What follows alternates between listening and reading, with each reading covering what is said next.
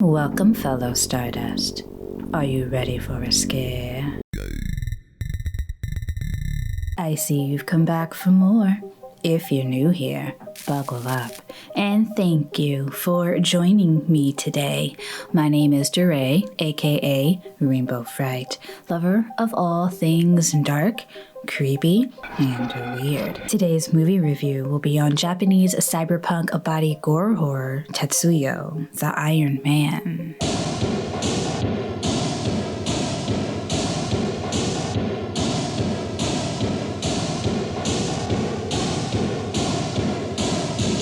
As you probably have already guessed, I love body gore horror films, and Tetsuo meets and exceeds all expectations.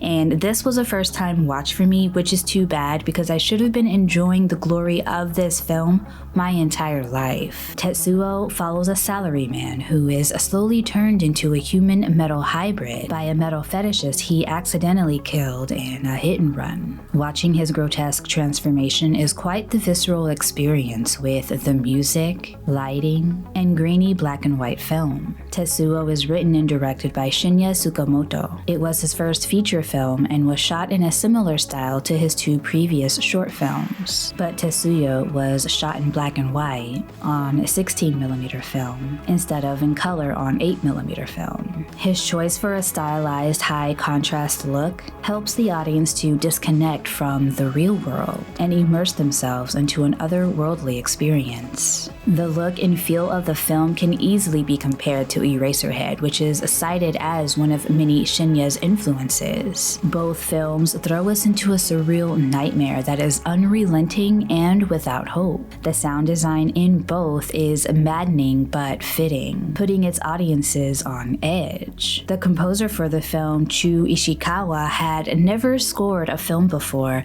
and he was given very little direction from Shin'ya on what to create. He was only told to make music that sounded like it was made from metal. After contemplating on what to create, Chu finally decided to not take what Shin'ya said so literally and instead just created music that sounded like it was made from metal. And what he created was absolutely perfect. This story of this salaryman's transformation into metal can be a bit confusing at times, and trying to pinpoint what the themes are can also be a bit difficult, but it soon becomes clear that this is a poke at the quickly changing Tokyo, Japan, and the shift in the workforce. In the 80s, Japan was experiencing a rapid growth in high technology industries, and were becoming leaders in the financial world, but in turn, masses of people were going to jobs that they hated and resented, causing them to lose motivation and a zest for life. The salaryman, who despises his mundane job, is being turned into a metal creature, much like Tokyo, Japan being turned into a concrete jungle, while becoming less and less human and more of a machine, concerned about profit than the well-being of the population. There is also this theme of sexual power. The more the salaryman is transformed into metal, the more powerful and sexualized he becomes. This power struggle between man and technology is a theme we also see in Videodrome, another one of Shinya's influences. Both films explore the attraction as well as the horrors of sex and technology, and how they can be both harmful and helpful at the same time. It's almost unclear which side Tetsuo takes. Maybe it's indifferent. Also, we have a metal fetishist who is killed by a couple who then fetishizes the man's slow death by getting it on right in front of them. You might ask, so if he's dead, how does he turn the salaryman into metal?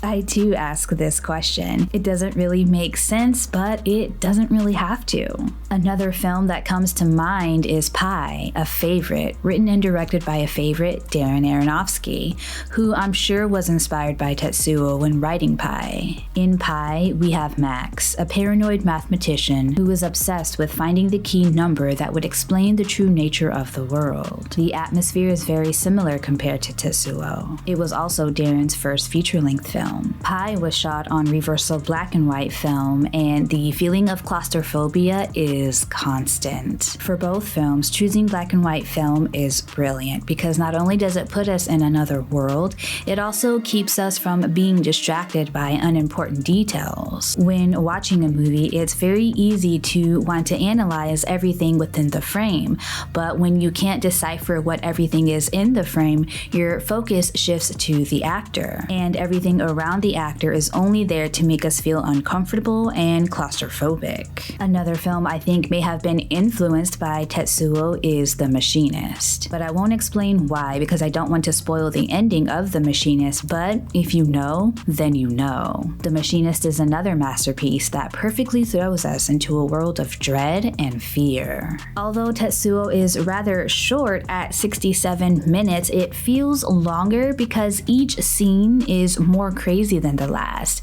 Each time you try to catch your breath after a scene ends, something else is going down that makes your jaw drop or even laugh. As horrific as the imagery is in this film, there are some humorous moments. When the salaryman feeds his girlfriend, I can't help but laugh.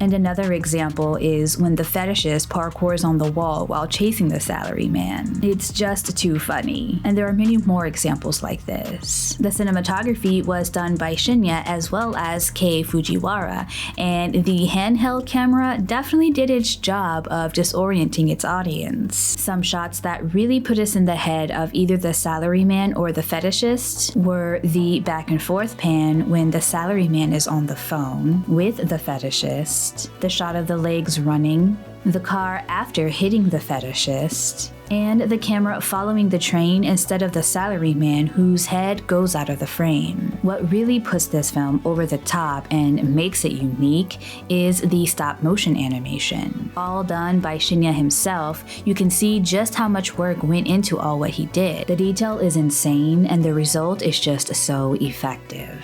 It's art within art and I just love it. Even though this film may have some social commentary, I also think that this film was made to just be enjoyed as a crazy film with a bunch of crazy going down. With very little dialogue, it feels more like a ride or an experience rather than watching a story unfold. For this one, you definitely have to make sure that when you buckle up tight.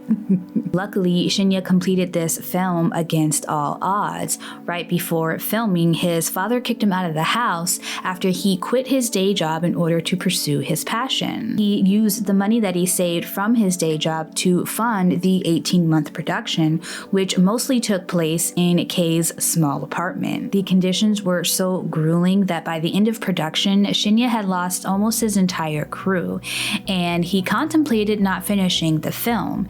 The claustrophobia that the crew felt was definitely translated to the film. While editing the film, Shin'ya began to lose steam, but when his short film Electric Rod Boy won the grand prize at the PF Film Festival, his flame was reignited and he finished the film with the same confidence and energy that he started with. The Iron Man was the feature-length version of the Electric Rod Boy. Tetsuo would be one of the first films to start the subgenre Japanese Cyberpunk, which I'm excited to dive into after this. Tetsuo earns 5 rainbow skulls out of 5. It's far from a perfect film technically, but there's something about this film that could be changed that would make it better, possibly making it a bit shorter. 67 minutes is really short already, but it's a long time for such high intensity. Tetsuo is the perfect example of filmmaking with passion, producing a film that, despite its flaws, gives us a moving and unforgettable experience. You can rent or buy Tetsuo on Amazon, YouTube, Google Play, and Apple TV. Well, thank you again for joining me today, fellow Stardust. I appreciate you being here with me. I'll be back next week with a video about all 3 films in the Tetsuo trilogy, as well as another movie review. So, if you haven't already, go ahead and hop on the Rainbow Fright Freight Train.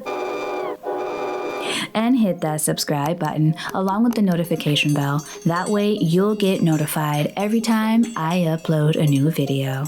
And if you liked this video, please hit the like button and share it with a friend. I hope I see you next time. Peace.